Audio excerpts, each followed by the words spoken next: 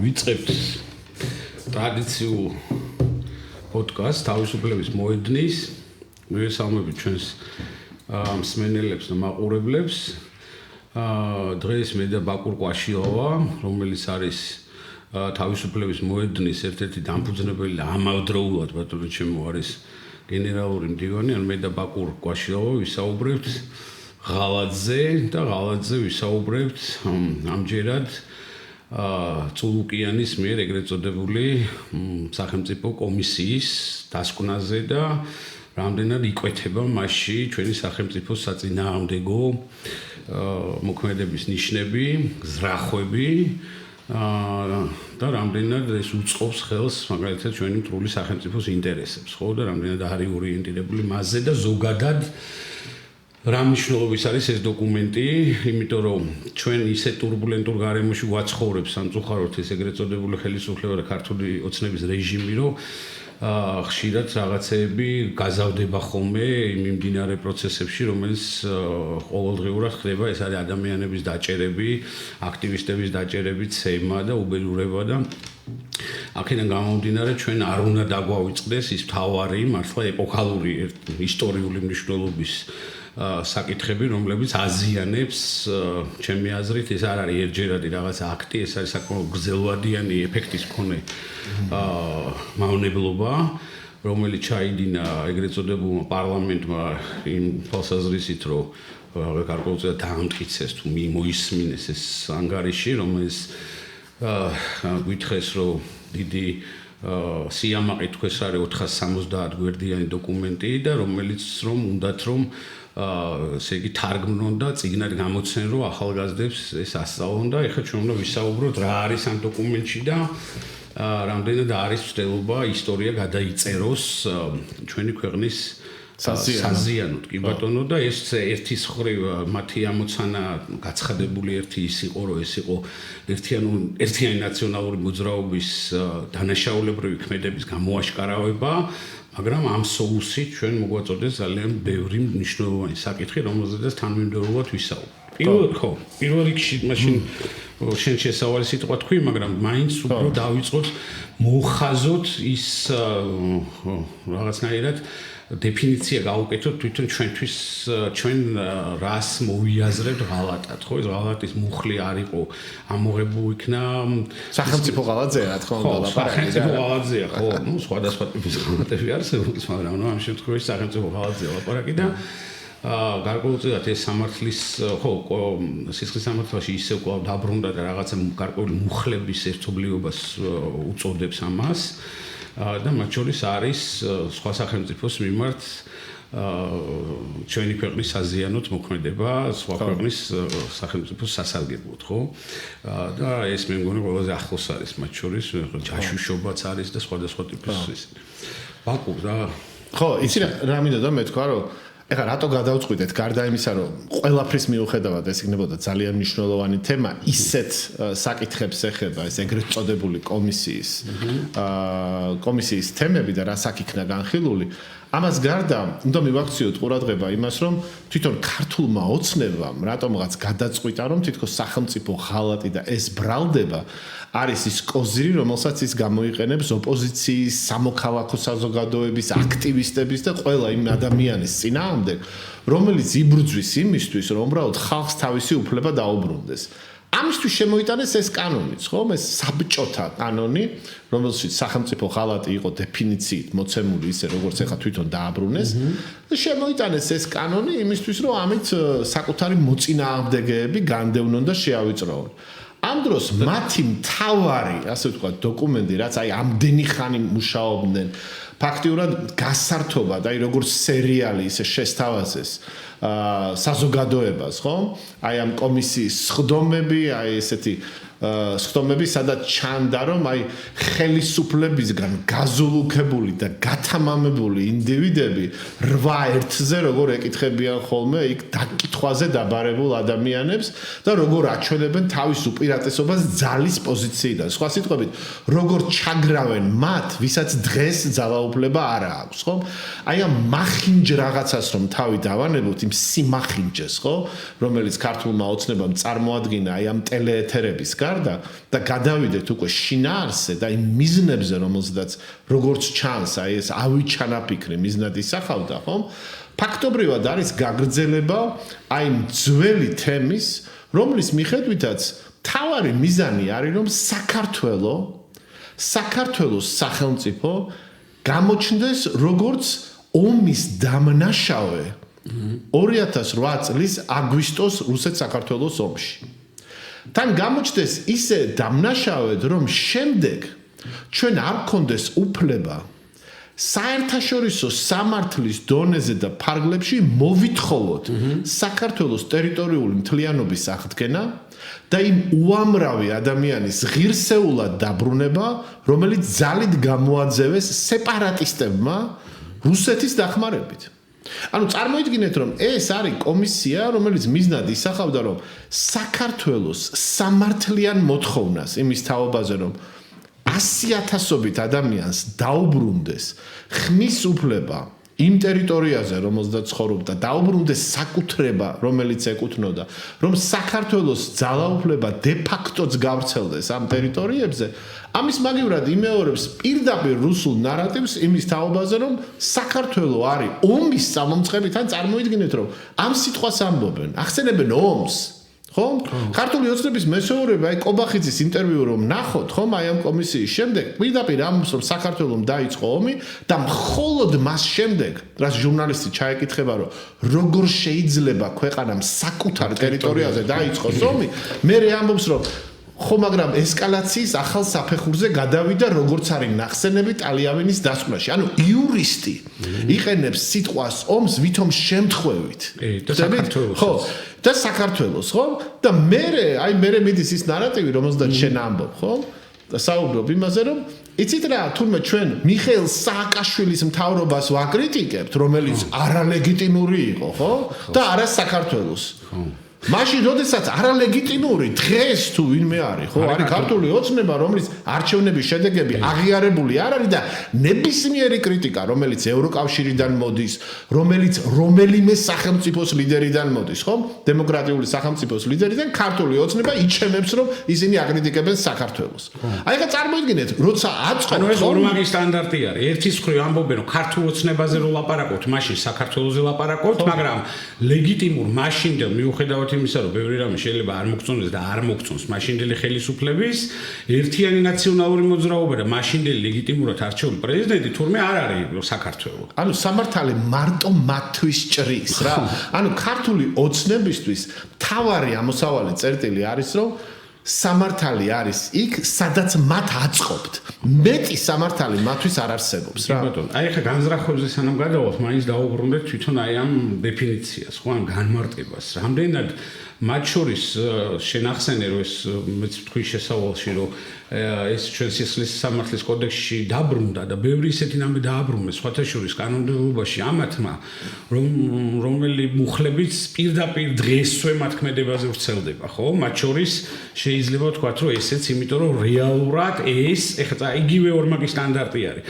როდესაც შენ მაგალითად ამავე დოკუმენტში წერია, რომ არასამთავრობო ორგანიზაციები თურმე სხვა ქვეყნის ინტერესების განტარებელები იყვნენ და ეს სხვა ქვეყნები არიან ჩვენი პარტნიორი ევროპული ქვეყნები, რომლებიც დემოკრატიის განვითარებაზე და გამტკიცებაზე ზრუნავდნენ საქართველოში და ამაში კი ბატონო ქართული ორგანიზაციებიც იღებდნენ მონაწილეობას, უმთავრესი ამოცანა არის, ეს არის თურმე ღალატი და ის რომ შენ რუსეთის ჩვენი ისტორიული მტრის, ხო, აი ბოლო საუკუნეების მანძილზე ხო მაინც ყველა ერთადერთი ისტორიული მტრის სასარგებლოდ რასაც აკეთებ ამავე დოკუმენტში, ეს თურმე არ არის, ეს თურმე არის უბრალოდ ისტორიულს თავი რო დავანებოთ, ხო?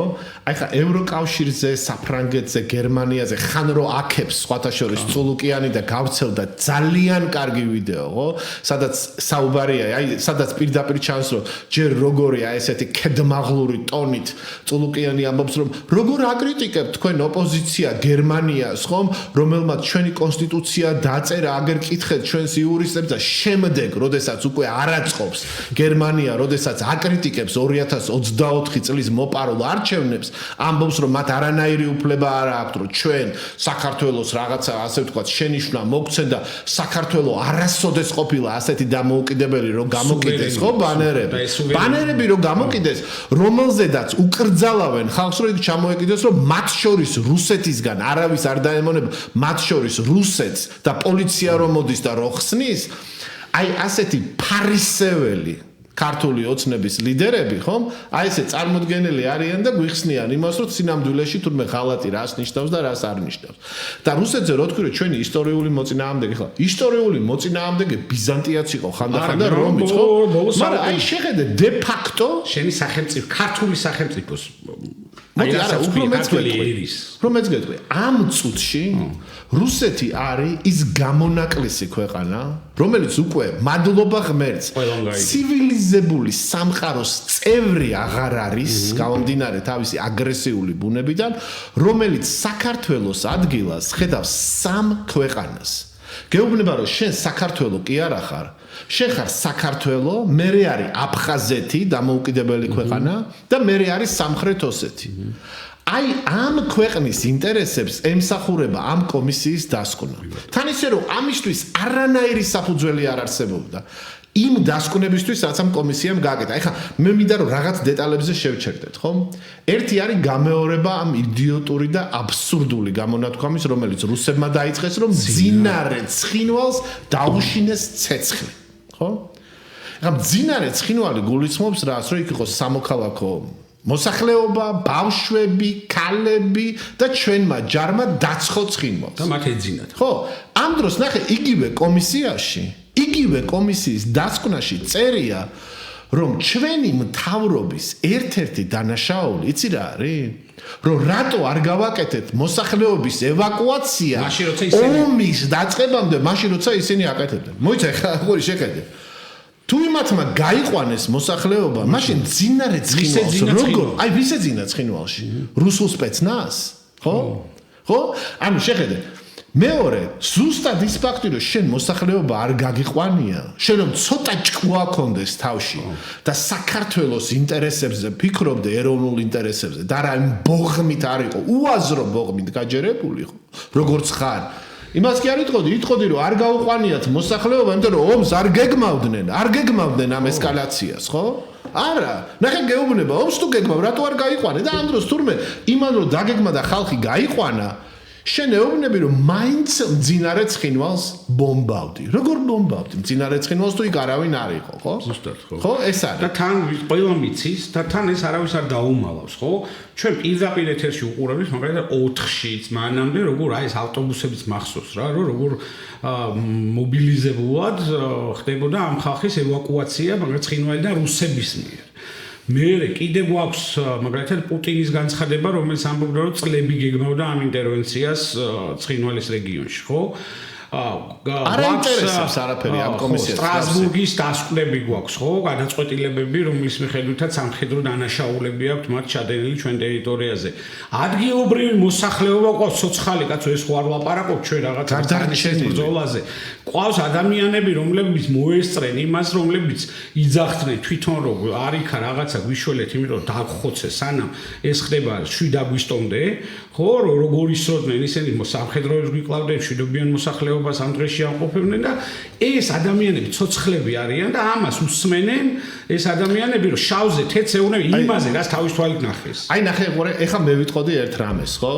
გახსოვთ ალბათ რომ ზოგს ახსოვს ალბათ ჩვენს პენელს ან გაუგია რომ რაღაც პერიოდი ხომ საქართველოში უკიდურესად არაპოპულარული ადამიანი იყო მერაბ მამარდაშვილი, იმიტომ რომ ზვიად გამსახურდიას დაუპირისპირდა და თქვა რომ ჩემთვის უფრო მნიშვნელოვანია დემოკრატია, საკაცობრიო იდეალები, ვიდრე ვთქვათ ნაციონალიზმი და ეროვნული ერთობა და ასე შემდეგ, ასე შემდეგ. აი ჩავთვალოთ და ვთქვათ რომ ქართული ოცნება ისეთი წმინდა ძალა, ხო? აი სუფთა და არანაირი აი მოტივი არ გააჩნია სხვა მას უნდა ჭეშმარიტების დადგენა და აი დაადგინა ჭეშმარიტება იცოდა რომ აი საქართველოს იმ წუთში ჩაიდინა სამოქალაქო დანაშაული ომის დანაშაული და აი ეს აჩვენა ამ კომისიამ ამ დროს წარმოიდგინეთ რა, ომის დაწყების პირველ დღეებში, ხომ, რუსეთის აი დომინანტური პროპაგანდა რაც იყო, ეს არის რომ 2000-ზე მეტი მშვიდობიანი მოსახლე დაიღუპა ოსეთის მხარეს. რა დადგინდა? დაახლოებით ერთ კვირაში დადგინდა, რომ მოქალაქეებს შორის, რომელიც შეუიარაღებელი იყო, მსხვერპლი არის, არ ვიცი, თითებზე ჩამოსათვლელი მეორე მხრიდან. 10-ზე ნაკლები. რუსულმა ჰელსინკის კავშირმა პირველივე კვირას თქვა, რომ ეს იყო პუტინის პროპაგანდა. შემდეგ გამოჩნდა, რომ დანაკარგების თვალსაზრისით ჯარისკაცზე გაცილებით მეტი დაიკარგა სამოქალაქო მოსახლეობა. საქართველოს მხრიდან, კაცო, ვინც მონაწილეობდა ამ იმაში, ვინც იყო ჩართული ხალხის გადარჩენაში, გამოყვანაში, ეკლესია იყო სხვათა შორის ამაში ჩართული, ხო? იქ იყო ხალხი სარდაფში ჩაკეტილი მოხუცები, ქალები, რომლებსაც ხრეტდნენ, ხო? მეორე მხარეს იყო ომის დანაშაული და დღეს ეს კომისია აკეთებს დასკვნას და მსოფლიოს აცნობს, რომ საქართველო არის ომის დამნაშავე და ის ლიტონის სიტყვები, რომ ეს იყო მიხეილ სააკაშვილის მთავრობა, ეს არის მოსატყუებელი უბრალოდ ყველასთვის და რისთვის აკეთებს ამას, ხო? დავსვათ ეს მნიშვნელოვანი, მოდი ამაზე უნდა ვილაპარაკოთ, ხო? ხა აი ღალას თავისი ანატომია ხო აქვს, არა? მათ შორის სუბიექტური მხარეც აქვს, რა. არის რაღაცა გარემოებები, ყველაფერი, მაგრამ ის თვითონ ვინც მაგალითად სახელმწიფოს ინტერესების საწინააღმდეგოდ და მტრული ქვეყნის სასარგებლოდ რაღაცას აკეთებს, რაღაც ინტერესები უნდა ქონდეს. ეხლა ამ მოლაპარაკის ხეულებზე არ მაქვს საუბარი, მათ იქ რა ინტერესები ქონდათ საერთოდ არ ამგონია რომ ესეთი რთული ორგანიზმები იყვნენ, რომ რაღაცა დაახლოებით ესეთი ისინი ქონდეთ მათ და ნუ ესენი ყველანი წინასწარ მომზადებულ ტექსტებს და პოზიციებს აჟღერებენ, მაგრამ აი რა არის იმის უკან? ხო, ერთი რაც ჩანს, ეს არის გარკვეულწილად ძალაუფლების შენარჩუნება ისევ ნაციონალური მოძრაობის, რომელიც 15 წლის წინ და 20 წლის წინ იყო ხელისუფლებაში, მარგან ტრისხატის შექმნით ამ ძალაუფლების შენარჩუნება. ხო და რა ფასს იხდიან იმისთვის, რომ ეს ტრისხატი შექმნა. ანუ ფასს იხდიან იმას, რომ მათი რაციონალი ამაში. მათ არ რაში, იმიტომ რომ მოღალატეები ჩვენ ბევრი გვახსოვს ისტორიაში, ხო და მათი გვარები, როგორც დღევანდელების გვარები არ დაავიწყდება საქართველოს ისტორიას, ამაში დარწმუნებული ვარ მე, იმიტომ რომ გაცილებით უფრო მეტი მტკიცებულება მაშინ თუ მემატიანე გჭირდებოდა რაღაცა, ახლა ყველაფერი ეს დოკუმენტირებულია მათ შორის ვიდეო და აუდიო საშუალებებით და ასე შემდეგ. უამრავი მტკიცებულებით და მაშინ ადამიანებს ჰქონდათ რა, რომ რაღაცა მაგალითად წყალობის მიღება, ან ძალაუფლების იქვე შენარჩუნება, ან რა მატერიალური სარგებლის მიღება და ასე შემდეგ და ასე. რა არის ამათი ამოცანა? მე გეტყვი რომ შედეგი რა არის? ანუ შედეგი არის რომ ქვეყანა აი ფაქტიურად ცხვირამდე ჩაფლო ტალახში ჩაფლო შენი საკუთარი ქვეყანა უბრალოდ და იმის გამო რომ შენ აი ამ ტალახის ოდნავ ზემოთ იყო რა აი ოდნავ ნაკლებად დაისვარო ვიდრე სხვა მაგრამ ქვეყანა რომელიც დაზარალებულია რომელიც მსხვერპლია ცივილიზებული სამყაროს 99% თვლის რომ რუსეთი არის აგრესორი ქვეყანა რომელსაც ბრალი მიუძღვის სამოქალაქო საზოგადოების დახოცვაში ფაქტიურად ხო და სტრასბურგის სასამართლომ სწორედ ეს განაჩენები გამოიტანა რომელსაც თვითონ წულუკიანი ამბობდა რომ მიშას დროსო ვერ მივაღწიეთ ასეთ განაჩენებს და ჩვენი მთავრობის დროს დადგა ეს განაჩენიო იგივე წულუკიანი დღეს როცა დაშჭირდა ამოს რომ სამხედრო დამნაშავე არის საკუთარი ქვეყანა. თან ეს უნდა ვთქვათ რომ მაშინ გამოიტანეს ეს გადაწყვეტილებები, როდესაც ესე ცალსახა ტერორისტულ სახელმწიფო ჯერ არ იყო კიდე შერაცხული რუსეთი. კი, ხო. იმიტომ დღეს უკვე აბსოლუტურად სხვა ვითარება არის, იმიტომ რომ უკვე ეჭვსაც ვეღარ შეიტანს რომ ეს არის ყველანაირი პროვოცირების გარეშე აგრესორი ქვეყანა, რომელსაც შეუძლია შევარდეს ტერიტორიებზე და დაიწყოს დაპყრობითი ომები. ხო რომ მათ შორის ნახეთ ხო ყირიმში რაც გააკეთა მე ნუ ეხლა რასაც აკეთებს ხო ეს ტერიტორიების ანექსიის პირდაპირ მცდელობა. საერთაშორისო არავის აღარ უკვე. აი ეზო წარმოიდგინე საერთაშორისო სასამართლოს მიერ რუსეთის ლეგიტიმური ლიდერი პუტინი დასახელებულია როგორც ომის დამნაშავე. ის არის ძებნილი ჰააგის სასამართლოს მიერ. წარმოიდგინე ის არის ძებნილი საერთაშორისო სასამართლოს მიერ. ეს არის უპრეცედენტო შემთხვევა, რომ სუპერძალა ბირთვული იარაღის მქონე სახელმწიფოს ლიდერზე რომ ასეთ გადაწყვეტილებას მიიღებ და ვის წარმოედგინა რომ რუსეთი არც ერთ სპორტულ შეჯიბრებაში მონაწილეობას არ ღებულობს. წარმოედგინეთ საბჭოთა კავშირის დროსაც კი, ხო? საბჭოთა კავშირი ავღანეთის დროსაც კი მონაწილეობდა, ხო, რაღაც ფორმით, აი ამ ოლიმპიადებში და ასე შემდეგ. ანუ ფაქტიურად არსებობს სრული კონსენსუსი, რომ მეორე მხარეს არის ქვეყანა, რომელიც სამხედრო დანაშაულებს ჩადის და ამ დროს აქ არის მეორე ქვეყანა, რომელსაც სოფლიო ეუბნება, რომ შენ უსამართლოდ დაიჩაგრე, შენი ხალხი უსამართლოდ გამოყარეს შენი კუთვნილი მიწიდან, ტერიტორიებიდან და შენ ამბობ, რომ არა გეშლებათ რა. მე ვარ სამხედრო დამნაშავე. თან ამას ვერ ამტკიცებს, რომ სამხედრო დამნაშავეა, იმიტომ რომ მეორე მხარეს არც სამოქალაქო მსხვერპლი არ არის და არც არაფერი, ხო? არა და არის აღიარებითი ჩვენებები და ფაქტები არსებობს იმისი, რომ როგორ ემზადებოდნენ ამ ყველაფერს. აი ხა მე ვეკითხები იმ მაყურებელს რომელსაც აქვს ბიოლოგიური ზიზღი ეგრეთ წოდებული NGO-ების მიმართ. ვეკითხები, რა უფრო დიდი ღალატია.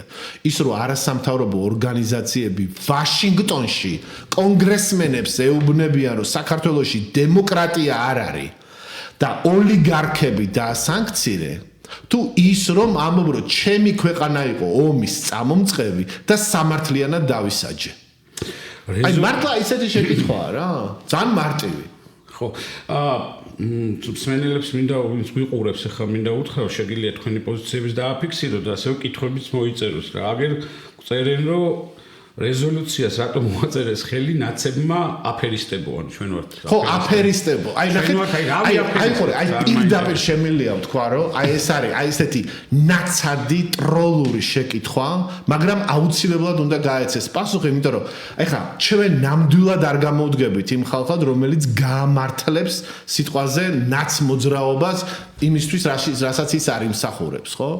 მაგრამ 2008 წელს, როდესაც ეს რეზოლუცია ბუნებრივია, ვინც ეს შეკითხვა დასვა, ხო? საერთოდ რომ წაკითხული არ აქვს, ამაზე ხო ორი აზრიც არ არსებობს, ხო?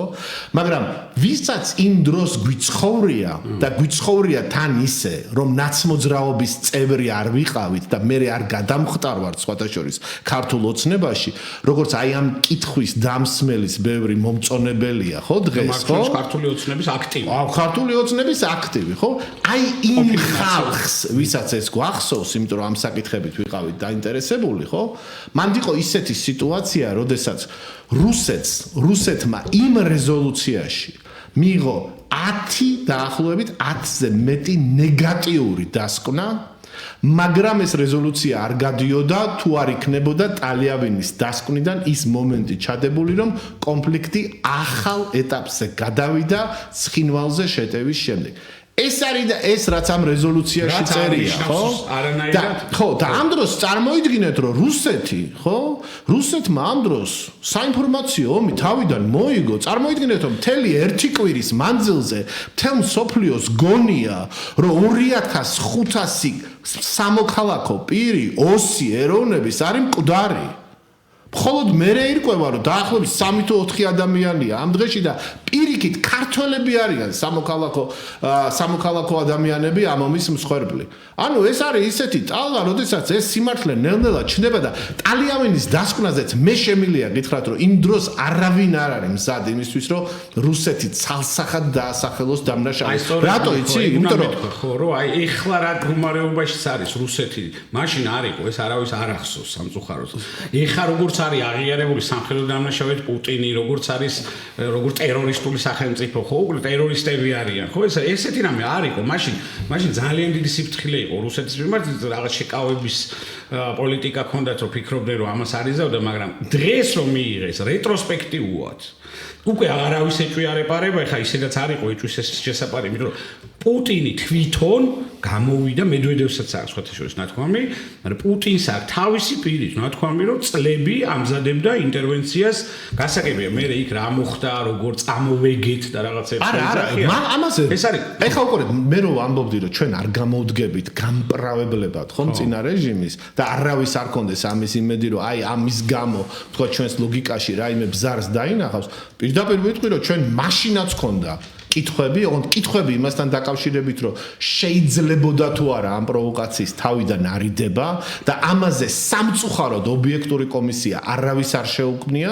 მაგრამ იმაში ეჭვი, რომ სამხედრო დამნაშავე რომელი ქვეყანაა, ამაზე უბრალოდ ფაქტები მეტყველებს. რამდენია სამოქალაქო მსხვერპლი სამხრეთ ოსეთის მხარეს და რამდენია მსხვერპლი საქართველოს მხარეს. აი ამაზე უნდა გაეცა პირველ რიგში ამ კომისიას პასუხი და საქართველოს და არ უნდა დაიწყოს საქართველოს დაძირვა, ხო? აი საქართველოს დაძირვა და საქართველოს გამოჩენა როგორც სამხედრო დამნაშავედ აი ამ ომში. მაშინ, როდესაც მთელი მსოფლიო ისედაც შეჯერებულია, რომ რუსეთია დამნაშავე და რუსეთი ვალდებულია, რომ აღიაროს საქართველოს ტერიტორიული მთლიანობა, ამ დროს შენ გამოდიხარ, ისე რომ არანაირი ამის ფაქტი არ აქვს, საუბრობ მძინარე ცხინვალზე, აი ამ იდიოტურ და აბსურდულ გამონათქვამზე და ამის საშუალებით ბრალსდებს საკუთარ ქვეყანას. აი რეზოლუციაზე კი აი ეს პასუხია. ის პასუხია, რომ რეალურად ჩვენ ვიყავით იმ დროს ისეთ მდგომარეობაში, როდესაც გამოვიდა, რომ მშვიდობის მყოფელები იყვნენ ცეცხლის ქვეშ. ანუ სოფლიოსთვის გამოვიდა, რომ იქ მშვიდობის მყოფელები არიან, ცეცხლი რომ მოდის, ცეცხლი მოხვდა მათ. და რუსეთს ჰქონდა პასუხის გაცემის უფლება, ხო? ამიტომ ჩაიწერა იქ რომ აი ეს ესკალაციის დონე, მაგრამ იმის მერე ჩაიწერა უამრავი ისეთი რამ, სადაც რუსეთი ფაქტობრივად ცნობილი იქნა როგორც აგრესორი. ხო, მათ შორის ერთი რაღაც ეს მშვიდობის ყოფილება კაი გამახსენე. ესეც რა მარაზმი იყო, წარმოვიდგინე რომ წლების განმავლობაში, აი ამ კონფლიქტების შემდეგ 90-იან წლებიდან მხარე, რომელიც მხარე კი არა, ნუ აი თავარი მონაწილე, მეორე მხარე, ხო, თავარი აგრესორი. ჩვენ ყავდა როგორც მშვიდობის ყოფილები, ისე იმ მანდატის ქვეშ. და ეს ადამიანები იდნენ ეგრეთ წოდებულ საზღვრებთან, გამყუხაზებთან და ასე შემდეგ, სადაც და ესენი ითვლებოდნენ, წარმოვიდგინე მშვიდობის ყოფილებად. კი, აი სხვათა შორის ახალგაზრდობას არ ესმის ეს კონტექსტი, რომ სხვა გზაც არ იყო. აი წარმოვიდგინე, ოკუპანტი დაერქვა ამ ყველაფრის მერე. თუმცა ოკუპაცია ხო არ დაუწყია რუსეთს საქართველოსი 2008 წელს, ხო?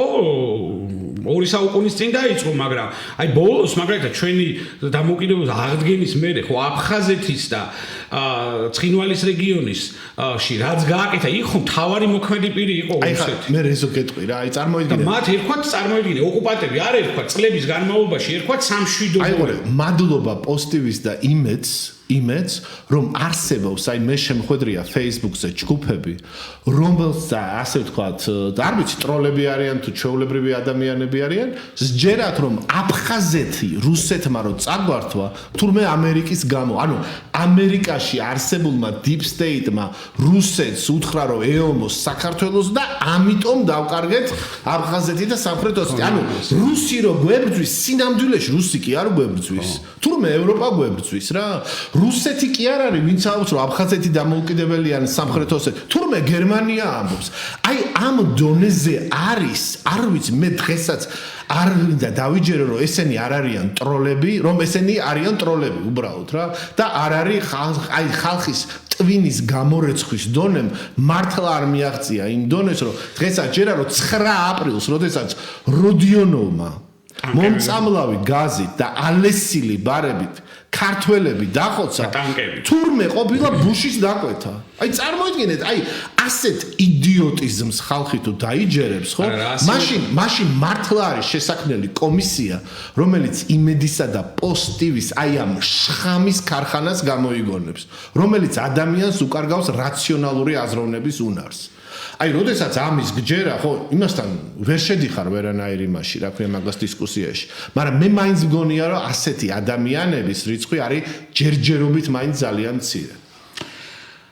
ხო, არ ვიცი, ხო, მცირეა, ცხადია რომ მცირეა, იმიტომ რომ უკვე ისეთ მასშტაბებში ავიდნენ, ისეთი უკვე ისეთი არ ვიცი რანაირი ფანტაზიის ადამიანი უნდა იყო რომ ესეთი ფინანსები უფრო რეზო აი ხა 100 პერსონალიტი როდესაც გააქვს სოციალურ მედიაში ქმნი აი შტაბ-ეშტილებას რომ ყველა მარტო ასე ფიქრობს ვერაგულად აქვს ეს რაღაც აი გასაგებია რომ წინა ხელისუფლებას ქონდა მნიშვნელოვანი პრობლემები რა თქმა უნდა ძალაუფლების კონსოლიდაციასთან დაკავშირებით და ამ დიქტატურის ძალიან მსგავსი იყო ცხადია ბიზნესზე გავლენა, მედიაზე გავლენა და ამაზე ძალიან ბევრი პრობლემა. მაგიტომაც ხო შეექმნა ეს პრობლემები, რაც შეექმნა.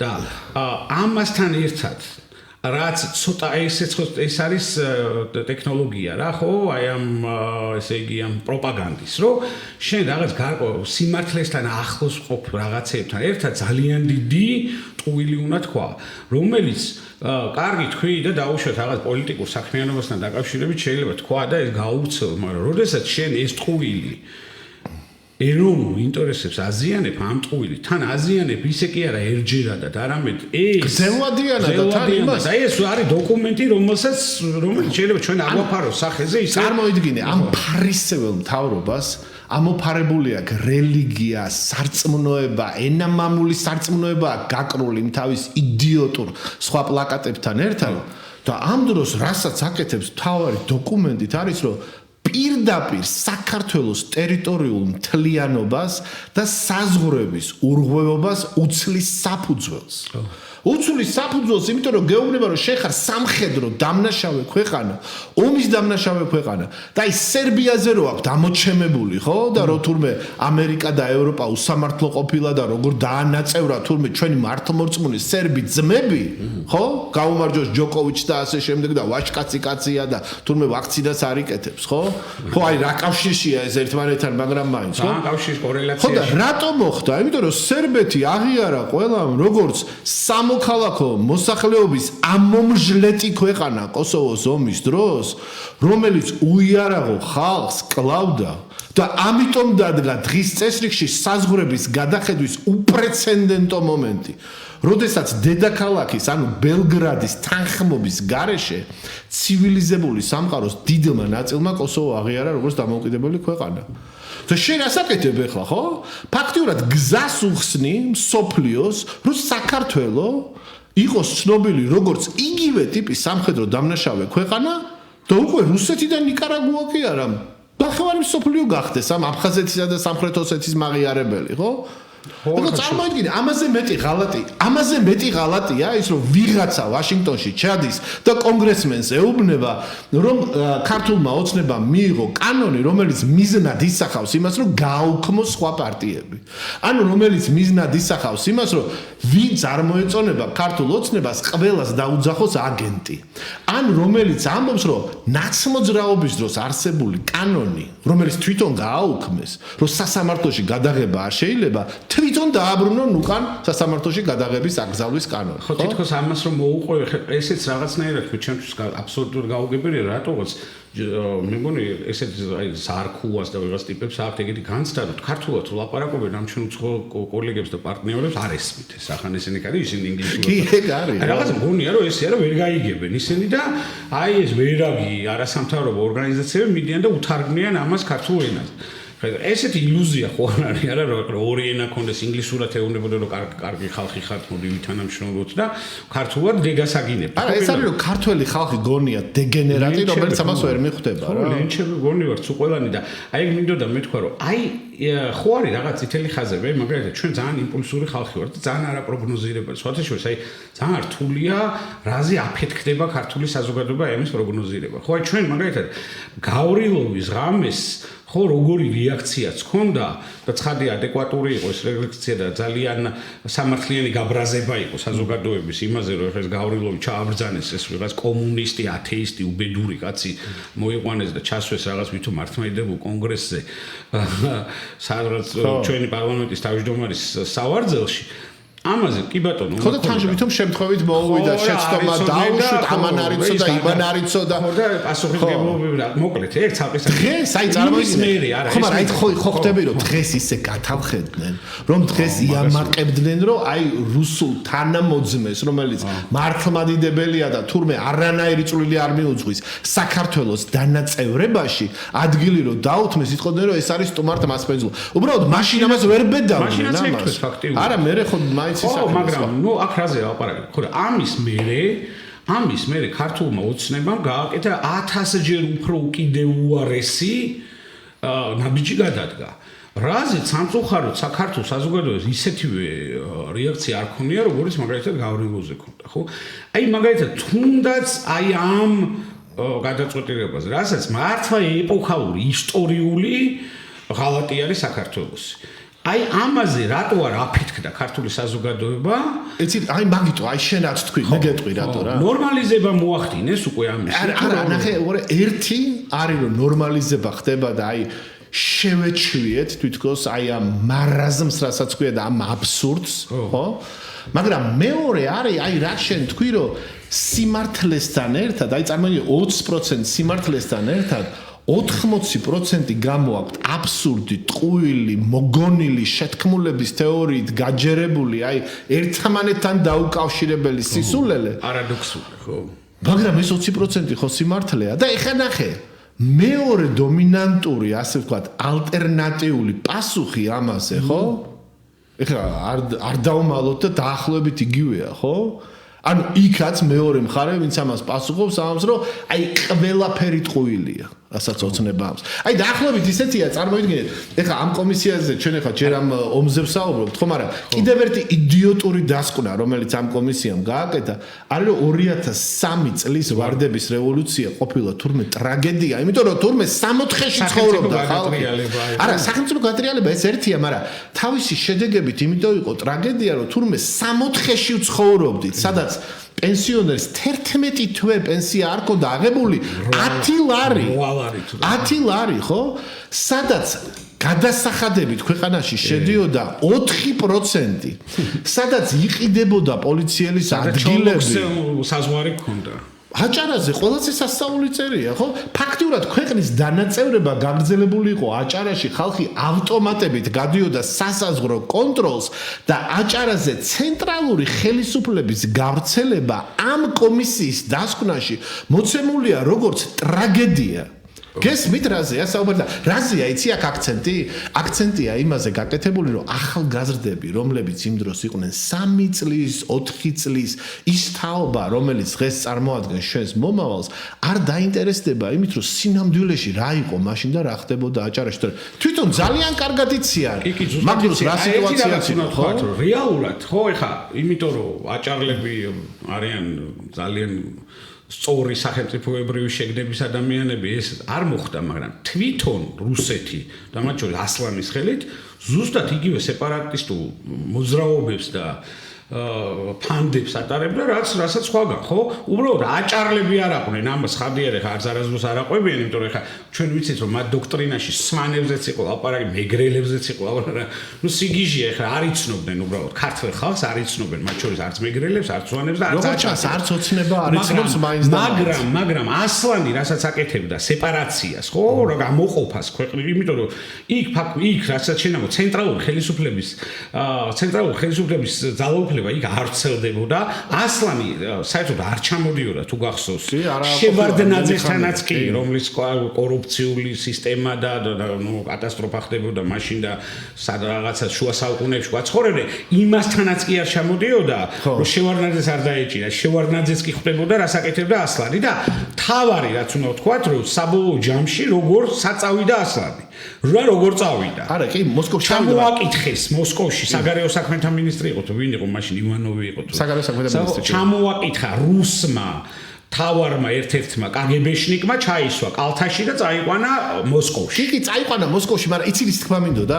იმის თქმა მინდოდა, რომ წარმოიდგინე, წარმოიდგინე, რომ ხა სარქოა არ ვიცი, შეიძლება ჩემზე ბევრად ახალგაზრდაა და არ ახსოვს, ხო და არც მოეთხოვება, იმიტომ რომ 27 მაისი მოგვილოცა ერთხელ თუ გახსოვს 26 მაისის ნაცვლად. კი, ნამდვილად ასე იყო. მაგრამ აი თეა წულუკიანი თვითონ, ხო, რომელიც სტრასბურგშია იმ დროს, რომელმაც იცის საქართველოში რა ხდება. შეიძლება შორს არის და იქ კარგ პონტშია იმ დროს, ხო? როცა ყველას უჭირს საქართველოში და 3 საათი შუქი რომ მოდის დღეში, რომ ხალხი გიждდება და იმას ემსგავსება, ხო? რაღაც ველურ ყიჟინას, ბავშვების ჟივილხივილი ეზოში, ხო? შეიძლება ეს თვითონ არ უნახავს, ხო? მაგრამ თავისი ახლობლები ალბათ მოუყვებოდნენ ამას თუ ხაზი არ ქონდა გამოყვანილი იმ დროს როგორც უმრავლესობას, ხო? მაგრამ აი წარმოიდგინე რა, რომ ფაქტიურად რასაც ამბობს, ხო, ამ კომისიის დასკვნაში არის, რომ 2003-დან 2012 წელს არაფერი კარგი არ გაკეთებულა ქვეყანაში. ხო, მაგრამ ეს არის ისეთივე სისულელე, როგორც მხოლოდ კარგი გაკეთა 2003-დან 12 წლამდე, ხო? ჩვენ მოვისმინეთ, ეხა ისიც უნდა ვთქვათ, რომ ეხლა ცალხრივად ვარ გამოგვივიდეს, რომ ბევრი მე პირადად ერთ-ერთში საჯაროდ მომისმენია ბევრი მაშინდელი და სხვათა შორის და არამაშინდელის ნაციონალური მოძრაობის წარმომადგენლებს, რომლებიც მაშინ მასა პატარა ბავშვები იყო, ბევრისგან მაქვს აი ეს მოსმენილი, რომ ბევრ შეცდომას აღიარებენ და ბუდიშიც ბევრიც მაქვს მოსმენდა. ესეც ასახავს რომ ყველა ნაციონალურ მოძრაობის ყველა წევრი ამბობს რომ მაშინ ყველაფერი კარგად ხდებოდა. ესეც ასახავ არ არის, თუმცა ოცნება ამბობს რომ ყველაფერი ცივი ხდება.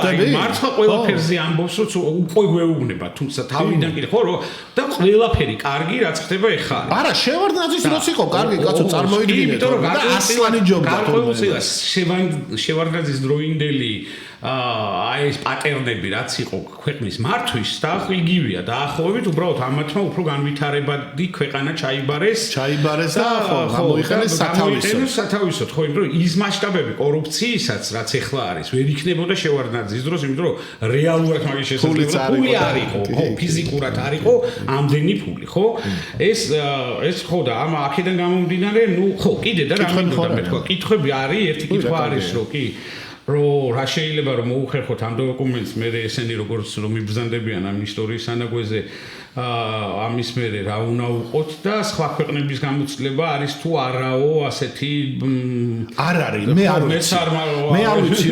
არ ვიცი ისე რომ შენ არავინ არ გაიძულოს ისე მით უმეტეს რომ აი წარმოიდგინე ხა როდის ხდება საჭიროება იმისა რომ შენს ქვეყანას დასდო ბრალი და აი სოფლიოს წინაშე მოიხადო ვალი, ხო? ჩვენ ვიცით ეგეთ შემთხვევები, ვიცით. ნუ ხა გერმანია ვიცით და დამარცხდა სრული კაპიტულაცია იყო, ასე შემდეგ, ხო, მაგრამ ანუ სოფლიოს წინაშე იხდი ვალს, ხო? ჯერ ხა სოფლიო რო არა, შეხედე, რაც ვარ, ვიცი? სოფლიო რო ამათ არ აინტერესებს ფაქტია, ხო? ამას რო აი, ვინც რა არ უნდა თქვას ჩვენზე, ჩვენ ისე დავჩაგრავთ ჩვენს მოსახლეობას, როგორც მოგვინდება.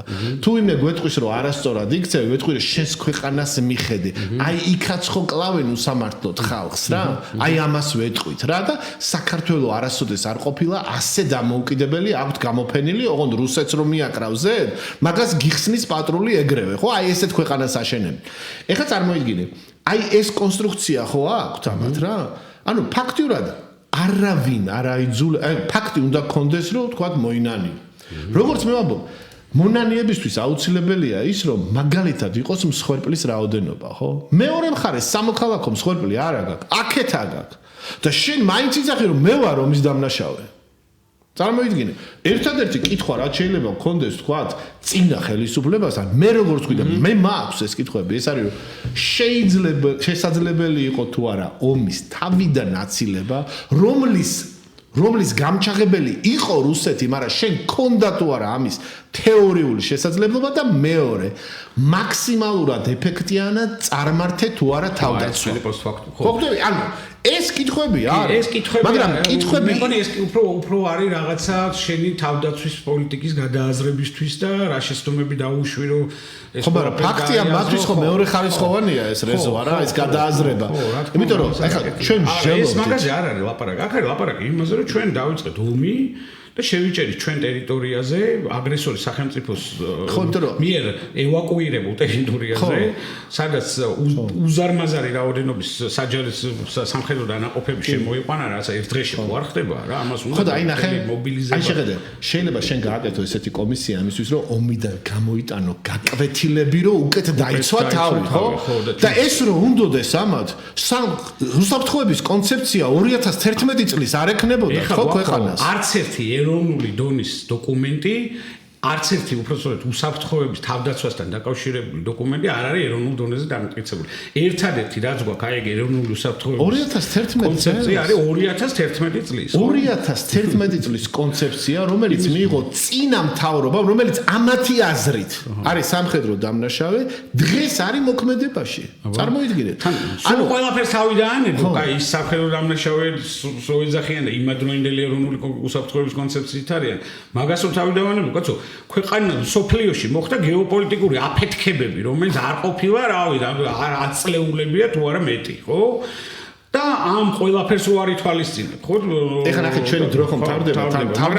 არა, რა მინდა იცი თქვა რომ ამ კომისიამ კიდე ბევრ სხვა ასეთ თემაზე იმსჯელა, რომელსაც უბრალოდ ვერ ვასწრებთ რა. ვერ ვასწრებთ ამ ჯერზე, მაგრამ აქაც კი ჩანს თუ სინამდვილეში როგორც აი უქოცესი საიტი რო არის Facebook-ზე და როწერს სინამდვილეში ეს ამის ცოლია და ამიტომ ამბობს რაღაცეებს ხო? აი სინამდვილეში სახელმწიფო ღალატი რა არის? ჩანს მარტო ამაში რომ შენ ყველანაირი საფუძვლის გარეშე სამოქალაქო მსხვერპლის არარსებობის, ასე ვთქვათ, კონტექსტში ყველაფერს აკეთებ იმისთვის, რომ შენი ქვეყანა გამოჩნდეს როგორც ომის დამნაშავე.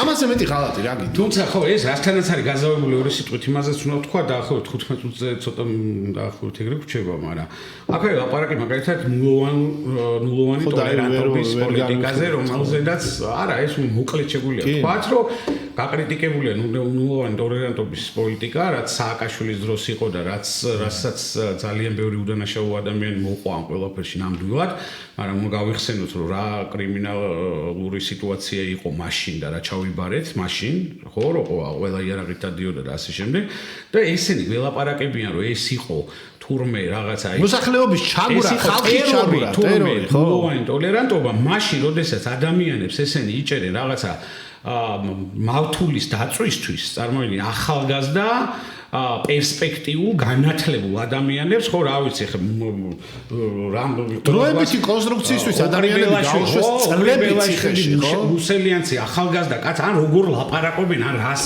როგორ მეტყველებენ, როგორ ეროვნული თვითშეგნება აქვთ ამ ადამიანებს და თან როგორი განათლებულები არიან. ხო, ახლა თუნდაც აი ეს მუსელიანცი, რომელიც აი აბსოლუტურად არაფრის გულისთვის ზის ციხეში და ესენი თურმე მიშას დროინდა 15 წლის წინამდე თუ მეტი კიდე ნულოვან ტოლერანტობაზე ველაპარაკებიან, ახალგაზრდა ბიჭი ჩასვეს, რომელმაც ციხიდან ჩააბარა უნივერსიტეტში, წარმოიდგინე. და ეხლა უმაღლეს განათლებაზე სამართალს მაგაზე იცი რა ზღვიან, რომ რა ჰუმანურია ჩვენი სისტემა, იქიდან ვაძლევთ უფლებას, რომ ჩააბაროს. არა, ეს მაგათი მოგონილი არ არის. ამიტომ ხო, მაგრამ იტყვიან, ხო, იტყვიან რა ენა დაუშლით თუ გონება, რა. ხო, ნუ აქ ხო და ლაპარაკობენ მედიის წნეხის ქვეშ მოქცევაზე. წარმოიდგინე მიშას დროს, რა თქმა უნდა, მიშას არა, იყო რა თქმა უნდა, რა თქმა უნდა, მაგრამ ნუ აი ხა რავი რაღაცა რეტროსპექტივო ანალიზი ისტორიის ნაწილია უკვე თითქმის.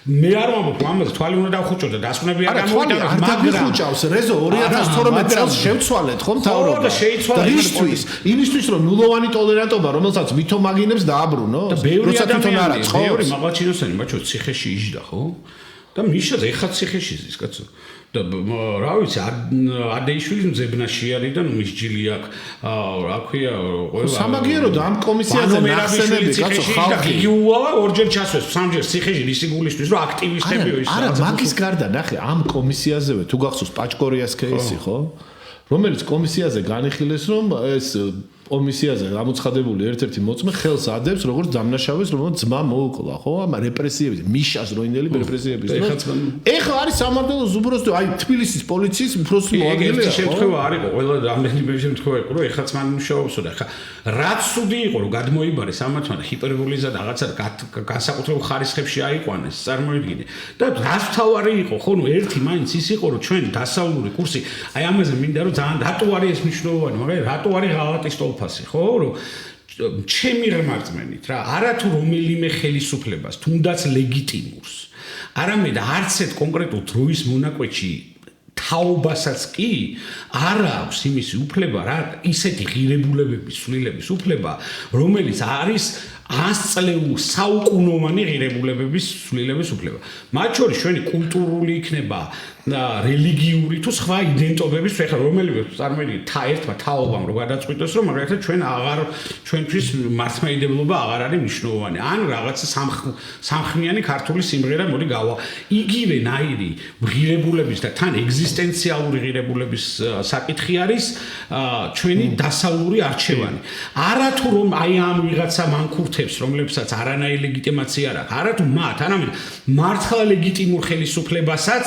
და მართა თელ თაობასაც სიტყვაზე აი 2000-იანელებმა და 2010-იანებმა რომ გადავწყვიტოთ ეხლა რა ვინც არის ეხლა ხელისუფლებაში რა ქვია მეინსტრიმში ქვეყანაში იმათმა რომ გადაწყვიტონ აღარ გვინა ევროპული მათაც კი არა იმიტომ ეს არის გამჭოლი ღირებულებები რომლის სვლილების მანდატი არ აქვს არც ერთ ხელისუფლებას და განსაკუთრებით ამათ არა ნახე რეზო ხა მე მაგაში პირდაპირ არ გეთანხმები მაგრამ იცოდე რატო არ გეთანხმები არ გეთანხმები იმაში რომ არ აქვს უფლება სხვა აზრს არსებობის უფლების მაგრამ მახინჯი ფორმებით და პროპაგანდით როდესაც შენ წამლავ მოსახლეობას, როდესაც 1000 გვარი იდიოტიზმის გამო ეუბნები რომ ევროპული სამყარო არა ნახე რა ისტორიული არჩევანი არა მე მესმის შეიძლება ისტორიული არჩევანი შეგეცვალოს ბუნებრივი რაღაც დროის მე ყველაფერი გეოგრაფიული ნახე უყურე რა იდენტობისმიერი და ყველანაირი არჩევანი ნახე ბუნებრივად თუ მოხდება მაგალითად რომ აი საპირწონედ დადებრო შენ თქვა გირჩევნია რომ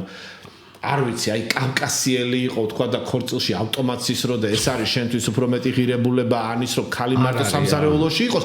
ოღონდ ისე რომ ეს იდეების ჭიდილი არის თანასწორი, ხო? აბსოლუტურად სხვა რაღაცა, მაგრამ როდესაც შენ აი აბსოლუტური მთლედან რაც გადმოდის იმედი და პოსტივის ეთერებიდან, რომელიც აი სიცრუის ნიაღვარია და ამით ახერხებ შენ მოსახლეობის გონებაზე, ზემოქმედებას, იმიტომ რომ უბრალოდ დიდძალი ფული გაქვს ნაშოვნი, მათ შორის კოლ-ცენტრებით სამარცხვინოდ გაქვს ფული ნაშოვნი და ამით ვცდილობ რომ აზრი შეუცვალო ხალხს და უბრალოდ ატყუებ, ხო? აი ამ დროს არის ეს შეუძლებელი და ამ დროს არის სახელმწიფოს ხალატი და აი ხა ჩვენ გავდივდით როგორ იმას იცი რომ აი რაც მახსენდებოდა რომ არის რომ გამოვიდა ქართული ოცნების ეხლანდელი დე-ფაქტო ისა დე-იურე ლიდერი ჩვენი პრემიერ-მინისტრი თქვა რომ ჩვენ ვართ ის მთავრობა რომელმაც დაუღალავი შრომით მოუტანა საქართველოს კანდიდატის სტატუსი ამ დროს რო გაეცნო ასე ვთქვათ განცხადებას ევროპარლამენტის ბოლო წინადადება მაინც მიყვარს ის ხო აი არ ვიცი ახლა ახ არა მაგის მაგრამ ევროპარლამენტის განცხადება რომლითაც საქართველოს ულოცავენ კანდიდატის სტატუსის მიღებას მანდიცით რა წერია რომ კანდიდატის სტატუსი დაიმსახურა ქართველმა ხალხმა მიუხედავად იმისა რომ საქართველოს მთავრობამ 12 რეკომენდაციიდან არც ერთი არ შეასრულა მაგრამ ქართველი ხალხის ნებამ რომელიც ჩვენ დავინახეთ და იმ სამოქალაქო სექტორში ყოფი ხალხის სამსახურმა რომელსაც ჩადებულია წლები ამ მიზნის მიღწევაში ჩვენ გადაგვეწყვეტინა რომ მოგცეთ კანდიდატის სტატუსი და მხოლოდ მათი და სხვა არავისი დამსახურება არ არის ის რომ საქართველოს მიიღო კანდიდატის სტატუსი და გამოდის ამ დროს და ამბობს რომ თავრობის დამსახურებაა თურმე კანდიდატის სტატუსის მიღება ამას აჭმევს იმიტომ რომ არ უნდა ამ ხალხს როგორც ჩანს იმის დანახვა რომ საქართველოს რეალურად არის განსაცდელში და ნებისმიერი ადამიანის ნეიტრალური პოზიცია ან იმის თქმა რომ პოლიტიკა ჩემი საქმე არ არის და ყველა ერთნაირად ცუდია ეს მიაქანებს ამ ქვეყანას იქითკენ საიდანაც გამოსავალი შემდეგი 100 წლის შემდეგ შეიძლება იყოს თუ იქნება საერთოდ ხო არც იყოს ხო მოდი ხა კითხვაც იყო და ჩვენს ვთქვათ იმიტომ ჩვენი რაღაცა სტილინა რო არ ამოვარდეთ ჩვენ ყოველთვის ვცდილობთ ხოლმე ვთქვათ ჩვენას გავაკეთებთ იმიტომ რომ დასვეს ეგეთი კითხვა აქ უბრალოდ კითხვა როგორ შეიძლება ამ ზიანის მინიმალიზაცია ანუ როგორ შეიძლება გავანულოთ ეს ყველაფერიო ხო აქ ბევრი რამე იქნება რთული იქნება სხვა შორის იმიტომ რომ კომისია მაინც ხო დაიწერა კი ერთი პლუსი ცირა გვაქვს ოღონდ აი მე ვეტყვი ადამიანს რომელსაც ეს საკითხი აწუხებს იმიტომ რომ პირდაპირ აზიანებს საქართველოს ეროვნულ ინტერესებს ამ კომისიის დასკვნები იმიტომ რომ ფაქტიურად ომის დამნაშავე ცნობს ქვეყანას ხო ერთი რაც იმედს იძლევა არის ის რომ ეს პარლამენტი რომელმაც მიიღო ეს გადაწყვეტილება სოფლიოს ცივილიზებული ნაწილის მიერ არ არის აღიარებული. ეს უპრეცედენტო შემთხვევაა საქართველოს ისტორიაში, ხო? ანუ ამ პარლამენტის ლეგიტიმურობას თავისუფალი სამყარო არ ცნობს ჯერჯერობით, ხო?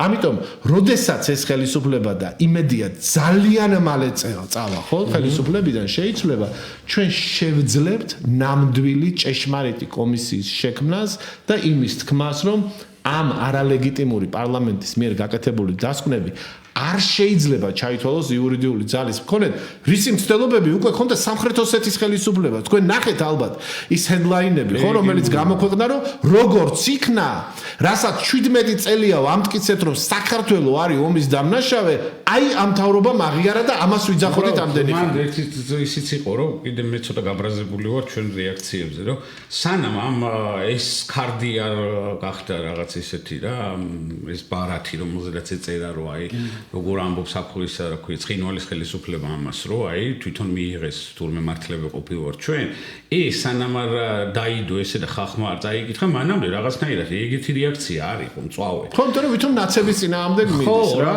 რომ აი ნუ რაღაცა მიიღეს და ისა მე რო ნახეს რომ აგერ ცხინვალის ხელისუფლებამ გააზიარა რომ აგერ აღიარებით ჩვენება დაწერა წულკიანმაო ამაზე საქართველოს პარლამენტმა წულუკიანი რო ეთქვა კიდე ხო იყოს ხო ეგ ცალსახათესია რომ ეგ ხალხსაც უნდა გავაგებინოთ რომ ის მოსამართლეები რომლებიც უკანონო გადაწყვეტილებებს იღებენ ის პარლამენტარები და დეპუტატები რომლებიც აი ამ ჩვენ კურსს ცვლიან და რაღაცა კანონებს იღებენ ესენი ყველა თითოეული მათგანი აკეთებს ამას საქართველოს ხალხის სახელით ანუ არ ეგონოს არავის რომ ის ვიღაცებს ცალკე არიან და ჩვენ ცალკე ვარ და მე პოლიტიკა არ მეხება შენი სახით აი ეს ბავშვები მართლა ახალგაზრდები მათ ჩემთვის ბავშვები არიან ხა რა ბევრი ჩემი მოსწავლეებზე ბევრად უფრო პატარები არიან ხო ზოგი ჩემი მოსწავლეების შვილების ხელა არის აი ამ ადამიანებს რუსჯიან ის რომ საქართველოს კურსი შეიცვალა და ჩვენი დასავლური კარგად წავედით რუსეთისკენ და რუსეთის მაამებლები ვართ და ის რომ ჩვენი ტერიტორიული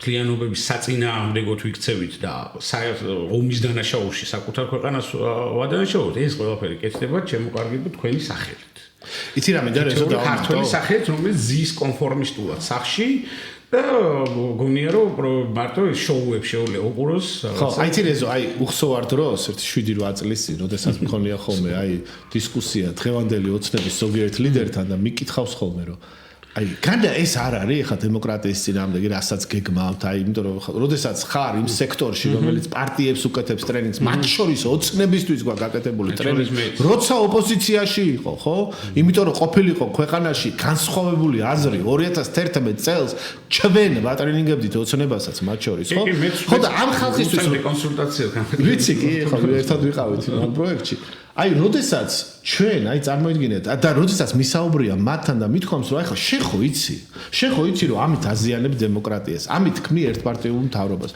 ხო იცი რომ ერთპარტიულ მთავრობას მოაქვს დიქტატურა მოაქვს ის რომ ჩვეულებრივი ადამიანი იცხოვრებს უარესად ეს ხო ძალიან კარგად იცი პასუხი იცი რა იყო აბა ისინი რომ მოვიდნენ ის ჯობია და ეხლა ვეკითხები ამაზე უარეს რასიზამდნენ ისინი ის ნებისმიერი რომ საკუთარი ქვეყანა გამოაცხადო ომის დამნაშავედ და ფაქტიურად ძირი გამოაცალო შენს მორალურ და სამართლებრივ უფლებას მოითხოვო იძულებით გადაადგილებული პირების ღირსეული დაბრუნება და შენი ტერიტორიული მთლიანობის აღდგენა ომის დამნაშავე ქვეყანა ამას ვეღარ ითხოვს არა უბრალოდ აქ არის ლაპარაკი იმაზე რომ ჩვენ თავიდან თქვით რომ რა არის თავი სუბიექტური განზრახვა რაციონალი ეგრეთ წოდებული ხა რაციო ამათთან ვერხებაში ცოტა ის ეგ არის რომ გადააყოლეს თავის ძალაუფლების შენარჩუნებას როგორც გადააყოლეს ჩვენი შვილების განათლება მათი უკეთესი მომავალი ისე ამ ქვეყნის აი ამ უნთან მიმართებაში ჩვენი სიმართლეც გადააყოლეს იმას რომ კიდე გაიხანგზიმონ ხელისუფლება კიდე ხაპონ ეს ფულები და შეინარჩუნონ ბიძინა ივანიშვილის კაპიტალი აი ამას გადააყოლეს იმიტომ რომ ამას უნდა დაუკავშირონ რომ აი მიშა და ნაციონალები ომს იწყებდნენ ეხლა ჩვენ თუ არ ვიქნებით ისევ მოვლენ ეგენ და ისევ ომს დაიწყებენ ეს ხო არის აი ეს ნარატივი მაგათი რასაც მანტრასავით იმეორებენ და ამ ხალხს აჯერებენ და სინამდვილეში ჩვენ ამასობაში დავრჩით ყველაზე თავარი და ყველაზე რეალური ერთადერთი თუ არა მოწინააღმდეგეს წინაშე ყველანაირი მეგობრების გარეშე. ამ დროს დავით გარეჯის მონასტრების გამო ფეხში შველი მიდიოდნენ და დაკარგეს ამხელა ტერიტორია აი ამ კომისიის დასკვნით. აბა, ხო. აი ეს არის, აი ამაზე უარეს სხვა ვინ რას გააკეთებდა. ხო, ნუ და ეს არის რა რომ ამ ადამიანებისთვის ეს არის ინდიკატორი იმისა რომ აი ამ ადამიანებისთვის უკვე ძალაუფლების შენარჩუნება იმდენად მნიშვნელოვანია, ვისინი არიან ყველაფერზე უკვე წამსვლელები. აბსოლუტურად ხო და ნახეთ კიდევ ხო აი აქ მაგალითად მედიის შეზღუდვაზეც არის ლაპარაკი ესენი ვიზე უბრუნდებათ საერთოდ ენა გასაგებია რომ ძალიან ცუდი უამრავი დანაშაულებრივი ქმედება იყო მედიის წინააღმდეგ ჩადენილი წინა ხელისუფლების მიერ ხო კი შეიძლება რაღაცა იმეებით რა ქვია ანტი ან პრორუსული ძალების გავლენის ეგიდით შეკავების ეგიდით თუ ჯაშუშური საქმიანობის შეკავების ეგიდით ასეა თუ ისეა მაგრამ მედია სხვადასხვა გაправებით მაგრა დაზარავდა ხო თუმცა იყო რა ეს ბრძოლა იყო ისიც იყო ეგ იგივეა 50% სიმართლე 50% მაგრამ ნამდვილად ამას ვერ გავამართლებთ მაგრამ ეს ხელისუფლება რომელიც ქუჩაში მართლა ყისერს ტეხს ქალ ჟურნალისტებს როგავა არის ზუსტად ალბათ 2-3 სანტიმეტრით გადარჩენილი სიკვდილს, იმიტომ რომ აი იმაში რა ქვია, იმ ვიდეოში ხო პირდაპირ ეთერში ვნახეთ რა, როგორ მოკლა იმ პოლიციელმა, უბრალოდ ეს ბეზუზე გადარჩა, რომ აქეთკენ დაეცა. იმ ტროტუარისთვის ის თავი რო ჩამოვერტყა, არ ვიცი, ან მთელი ცხოვრება და რაღაც ვეგეტატიურ მდგომარეობაში დარჩებოდა, ან მოკდებოდა და ამის გარდა როგორ ებრძვიან ქალ ჟურნალისტებს, რას უშვებიან და მზია ამაღობელი ციხეში უზით. ციხეში უზით მზია ამაღობელი და ტიპები 270 გვერდიანი თუ 470 გვერდიანი ის დაწერეს, რომ თურმე 15-20 წლის წინა ხელისუფლება როგორ იმაშებოდა გასაგები. არა, უყურე, რეზო, ახლანდელი დაწერილი სახალხო დამცველის ის წაიკითხათ ანგარიში, სადაც 100-ზე მეტ წამების შემთხვევაზეა საუბარი. რამე გამოიძიეს ადამიანი არ არის დაიჭი. გამოძიება დაწყებული არა. ბიზნესზე არის ლაპარაკი. რა ბიზნესზე ლაპარაკობენ, საერთოდ ვიღა ავტომატურად იარაღით შეუვარდა გუშინი რაღაცა წილების ფობე და ხალხი იარაღით დარბის, ვიღაცები თავს იკლავენ, ვიღაცები სხვებს კლავენ. შეუვარდა მე მხიარული რომანებით იძახო და ესა ზაჟიგალკა პისტოლეტი იყო. აი დაგწინიან, ხო, უბრალოდ, არა, ნუ აი ეს არის და ამიტომ ვამბობ რომ მე მგონია რომ ხალხი მართლა ბრძენია, მიუხედავად იმისა ქართულ ოცნებას რა გონია და ის გამოიტანს თავის დასკვნებს, უბრალოდ არ მინდა რომ აი კიდე ესეთი სისულელი არ გააკეთონ, რომელიც წლები დაგვაზიანებს. აი ეგ არის და ეს. ხო, ჩვენს ვებგვერდზე შეგიძლიათ ნახოთ ჩვენი პოლიტიკის დოკუმენტები, რომლებიც მათ შორის თავდაცვასაც ეხება, ეს უცოტა ხნის წინ ქონდა პრეზენტაცია თავდაცვის კონცეფციის, ქონდა ილუსტრაციის კანონზე, განათლებაზე და ასე შემდეგ. ჩვენ გვაქვს ძალიან კონკრეტული გეგმები, ნუ აი რას ვიზავდზე რო ვთქვათ, ხო? მაგრამ მათ შორის ეს საკითხი, რომელიც საქართველოს ტერიტორიულ მთლიანობას, ომში საქართველოს მონაწილეობას ეხება, არ არის რაღაცა ერთპარტიული საკითხი, ეს არის კონსენსუსის საკითხი, რაზეც უნდა ნამდვილად თანმიმდევრული პოლიტიკის შედეგად ყველა ეს დოკუმენტი, იმიტომ რომ ამ დოკუმენტის საწინააღმდეგო დოკუმენტი მართლა შეიძლება კვალიფიციურად მომზადდეს და არა ის რაღაცა ოდევილის დადგეს იქ რაღაცა და ასე ყველა ის მტკიცებულება დაიდოს და შეიძლება კარგიც იქნება რომ ერთი მართლა კარგი დოკუმენტი მომზადდეს თავისი ხარვეზებით თავისი დაწესებული შეცდომებით, ოღონდ ეს ღალატზე, სამშობლოს ღალატზე არ ლაპარაკი, მაგალითად მართვა როგორ ხდებოდა რაღაცა სიტყვაზე მშვიდობიანი მოსახლეობის გამოყვანის, ან უსაფრთხოების შენარჩუნა, რეზერვისტების გამოყენების და ასე შემდეგ. კი, ბევრი კითხვები. ლევან შატბერაშვილი ყვებოდა, ჩემ თვითონ ვიყავი იქო, რომ აი ოფიცერი არ ყავდა ნანახი გასაგები ესენი პრობლემები იყო, იმიტომ ჩვენ არ ვიყავით რა, ნუ მზად და გასაგებია ეს ყველაფერი, რომ თან ამხელა იმპერიის წინააღმდეგ ბრძოლაში. ეს ყველაფერი, მაგრამ კარგი იქნება მართლა რომ ერთი დიდი დოკუმენტი მომზადდეს თავისი მართლა მტკიცებულებებით რატომ დაიწყო რუსეთმა ომი, როგორ დაიწყო და რა არის ამის დამადასტურებელი არგუმენტები, ხო? და ეს საბოლოო ჯამში დაიდოს და მართლა ვასწავლოთ ჩვენს ახალგაზრდებს და არა ის რაღაცა ტყუილები, რომლებიც თავისი ძალაუფლების, თავის კეთილდღეობის და ქვეყნის საზიანო და მტრის გასახარად მიიღო სამწუხაროდ ქართულმა ოცნებამ, რომელიც იმედია მალე მაგრამ მომავალი ჩვენი იქნება. ნამდვილად ჩვენი იქნება და დიდი მადლობა მინდა ყველას, ვინც გვისმინა, შეგვიძლია ეს გარკვეული მოსაზრებების გაცვლა გავაგრძელოთ ამ ვიდეოს ქვეშაც ჩვენ Facebook გვერდზე და კარგი იქნება თუ უფრო იაქტიურებენ ჩვენი მსმენელები, რომ შემდეგი პოდკასტებიც უფრო ინტერესებზე ორიენტირებულად დავგეგმოთ. დიდი მადლობა გემშვიდობები.